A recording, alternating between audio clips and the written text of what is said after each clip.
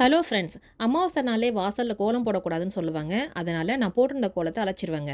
பித்திருக்களாகிய நம் முன்னோர்கள் அமாவாசை அன்னைக்கு வீட்டுக்குள்ளே நுழைவதற்கு இந்த கோலம் தடையாக இருக்குமா. அதனால் அமாவாசை அன்னைக்கு கோலம் போடக்கூடாதுன்னு சொல்லுவாங்க. இதை நான் தவறாமல் கடைப்பிடிக்கிறேன். வீட்டையும் கூட்டி மூ போட்டு கவுண்டர் டாப்பு அடுப்பு எல்லாம் சுத்தம் பண்ணியாச்சு. அமாவாசை அன்னைக்கு பரங்கிக்காயோ வாழைக்காயோ ஏதோ ஒன்று சமைக்கணும்னு சொல்லுவாங்க. ஏன்னா நம்ம குடும்பம் வாழையடி வாழையாக தலைக்கணும் இல்லையா. அதனால் சமைக்கிறது நல்லது. இன்றைக்கி நான் இந்த ட்ரெஸ்ஸை எல்லாத்தையும் டெலிகேட்டில் போட்டு 47 நிமிஷம் மட்டும் வாஷ் பண்ணி காய போட்டிருக்கேங்க. மணி பிளான்ட்டையும் அப்பப்போ வெயிலில் எடுத்து வச்சுக்கிறது. இன்றைய சமையல் என்னென்னு பார்ப்போமா. ஒயிட் ரைஸு, முருங்காய், கத்திரிக்காய், முள்ளங்கி, அவரைக்காய் போட்ட சாம்பார், மஞ்சள் பூசணிக்காய் பொரியல், ப்ரொக்கோலி.